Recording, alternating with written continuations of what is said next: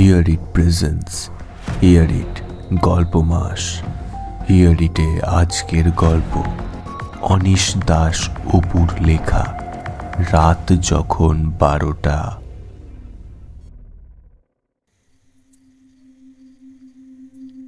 ওরা 4 বন্ধু, শুভ, রুবেন, দীপ আর মন্টু বেড়াতে এসেছে মন্টুদের গ্রামের বাড়িতে।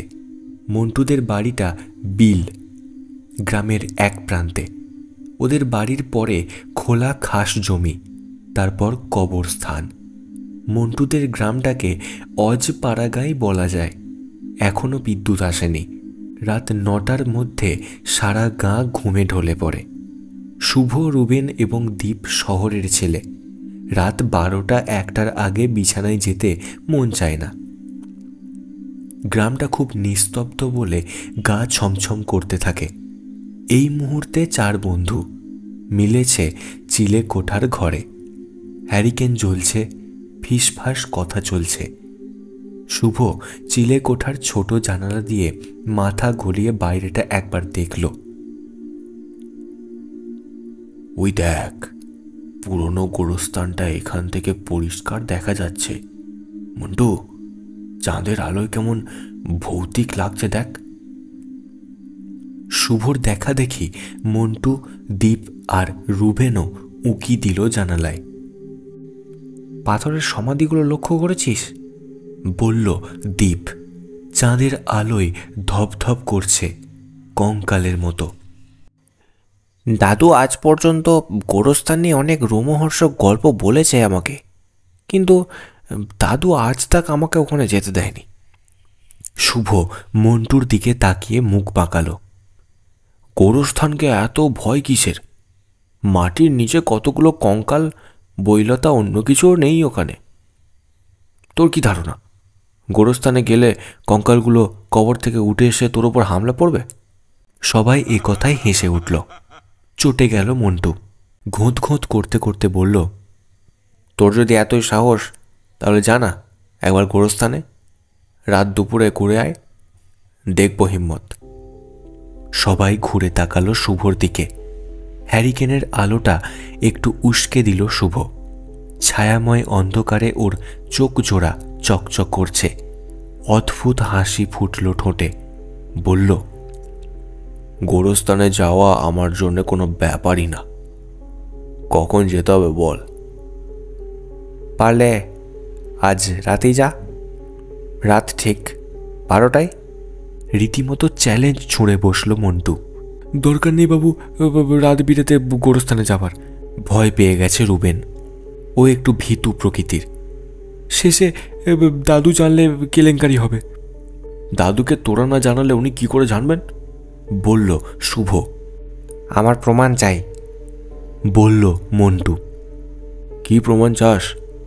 জিজ্ঞেস করল শুভ। একটা আস্ত কঙ্কাল নিয়ে আসবো। আমার মাথায় একটা বুদ্ধি এসেছে। এতক্ষণে কথা বলল স্বল্পভাষী দ্বীপ। গোরস্থানের মাঝখানে একটা বার্চ গাছ আছে, দেখতে পাচ্ছিস সবাই? এই গ্রামের মধ্যে ওটাই একমাত্র বার্চ গাছ। শুভ যদি ওই গাছের একটা ডাল ভেঙে নিয়ে আসতে পারে তাহলেই বুঝবো ও গোরস্থানে গিয়েছিল। বেশ, তাই হবে, বলল শুভ। তাহলে আজ রাত 12টায়, বলল মন্টু। রাত 12টায়? মাথা ঝাঁকালো শুভ। যাস নে, যাস নে। কি দরকার বাবু এত রাত্রে গোরস্থানে যাবার? কাঁদো কাঁদো গলায় বলল রুবেন। চিন্তা করিস না, বলল শুভ। তোরা এখানেই থাকবি। আমি রাত দুপুরে যে গোরস্থানে যেতে ভয় পাই না তা প্রমাণ করেই ছাড়ব।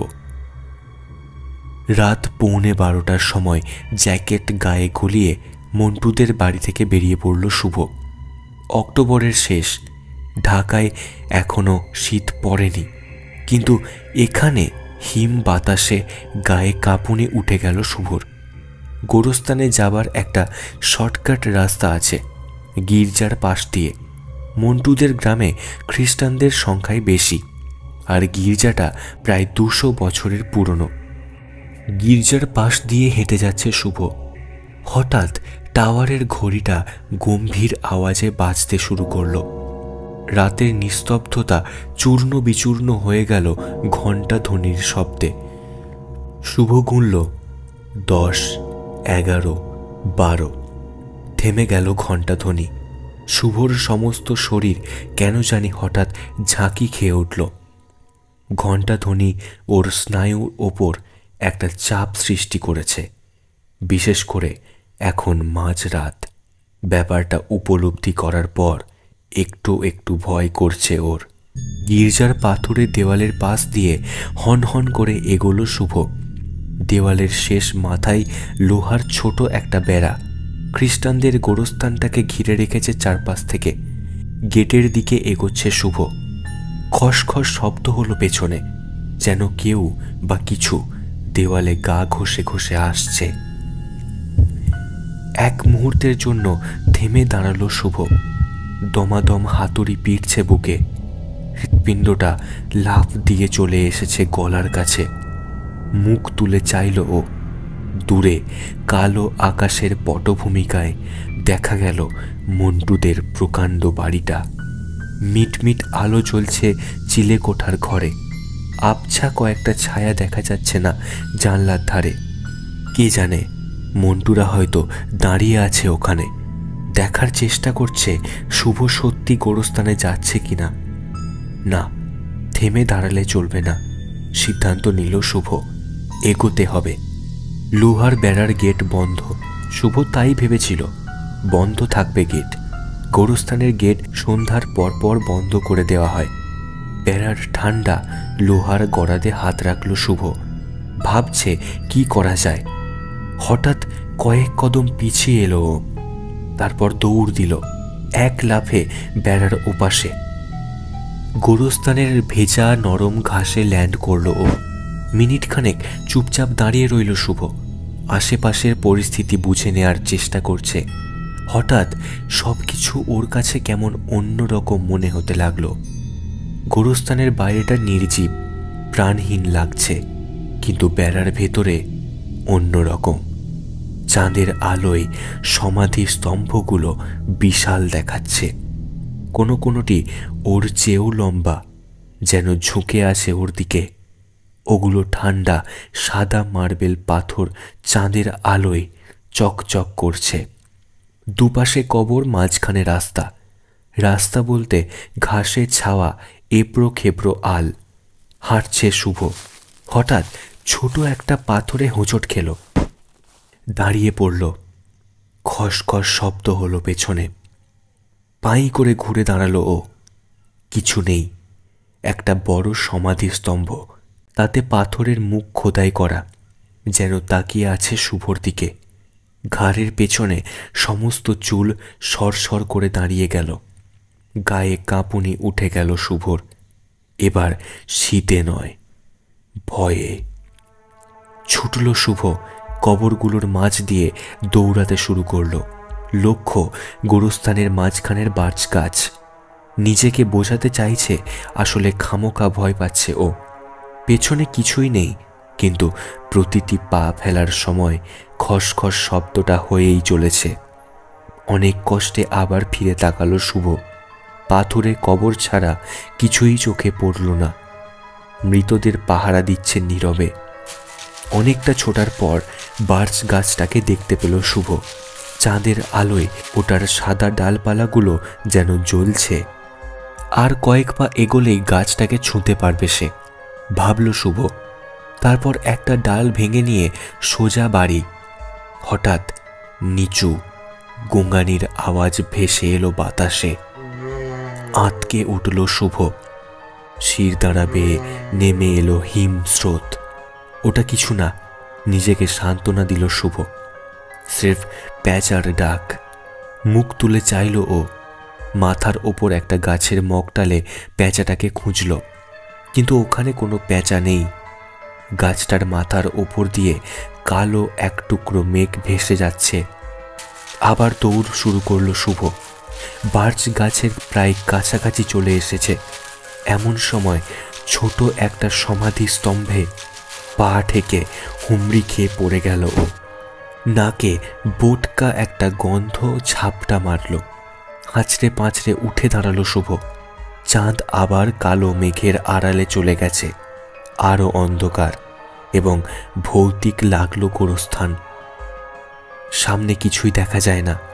সামনে হাত বাড়িয়ে অন্ধের মতো হোঁচট খেতে খেতে এগোলো শুভ। এদিকটাতে অন্ধকার, কিছু ঠাহর করা মুশকিল। হঠাৎ ডান হাতের শক্ত ঠান্ডা কি যেন ঠেকল। বাম হাতটাও বাড়িয়ে দিল শুভ। দু হাতে ধরল এবার ঠান্ডা শক্ত জিনিসটাকে। বার্চের ডাল হবে হয়তো, মনে মনে বলল শুভ। তারপর হ্যাঁচকা টান দিল। বিকট শব্দে ভেঙে জিনিসটা চলে এলো শুভর হাতে। হঠাৎ কেন জানি খুব ভয় লেগে উঠল শুভর। শক্ত ডালটা বগলে চেপে ঘুরে দাঁড়ালো, ছুটতে শুরু করলো। কোন দিকে যাচ্ছে বুঝতে পারছে না শুভ। ও এখন মনে প্রাণে গোরস্থান থেকে বেরিয়ে পড়তে চাইছে। সেই চাপা গোঙানির আওয়াজ ক্রমে বেড়ে চলেছে, সেই সাথে খসখসে শব্দটাও। ওটা যেন পিছু নিয়েছে ওর। অশুভ আশঙ্কায় বুক ধড়ফড় করতে লাগলো শুভর। অন্ধের মতো ছুটছে ও। বারবার দুই ডিগবাজি খেয়ে পড়ল, কিন্তু বগলের নিচে চেপে রাখা বার্চের ডাল ছাড়ল না কিছুতেই। বন্ধুদের দেখাতে হবে সে চ্যালেঞ্জ জিতেছে। হঠাৎ গির্জার প্রকাণ্ড কাঠামোটা চোখের সামনে ফুটে উঠল। ওই তো লোহার বড় বেড়া দেখা যাচ্ছে। বেড়া পার হতে পারলে আর কে পায় শুভকে। পিছিয়ে আসতে শুরু করলো ও। এক দৌড়ে বেড়া পার হবে। হঠাৎ কে যেন পেছনের থেকে খামচে ধরল জ্যাকেট। চিৎকার করে উঠল শুভ। জ্যাকেট ধরে ঝাড়া দিল। তারপর তারা খাওয়া খরগোশের মতো ছুটল বেড়া লক্ষ্য করে। এক লাফে বেড়ার ওপাশে। বাড়ি না পৌঁছা পর্যন্ত দৌড় থামালো না শুভ। এক ধাক্কায় দরজা খুলল ও। ছুটল চিলে কোঠার ঘরের দিকে। বার্চের ডালটা যথারীতি চেপে ধরে আছে বগলের নিচে। বন্ধুরা অপেক্ষা করছিল ওর জন্যে চিলে কোঠার ঘরে। আমি পেরেছি, আমি পেরেছি, হাঁপাতে হাঁপাতে বলল শুভ। এই দেখ, তোদের তোদের বাজির জিনিস নিয়ে এসেছি। বার্চের ডালটা মাথার উপর উঁচু করে ধরল ও। হঠাৎ চুপ হয়ে গেল সবাই। মন্টু, রুবেন বা দীপ কেউ কোনো কথা বলছে না। ভয়ে রক্ত সরে গেছে সবার মুখ থেকে। বিস্ফারিত চোখে চেয়ে আছে শুভর মাথার দিকে। ওদের দৃষ্টি অনুসরণ করে শুভও তাকালো সেদিকে এবং জমে গেল ভয়ে। শুভ দেখল সে বার্চের ডাল মনে করে যে জিনিসটা নিয়ে এসেছে সেটা ডাল নয়। সে উঁচু করে ধরে আছে কঙ্কালের একটা হাত। শুকনো খটখটে হাড়ের আঙুলগুলো শুভর মাথার ওপর মৃদু হাওয়ায় দুলছে, যেন ওকে খামচে দেবে।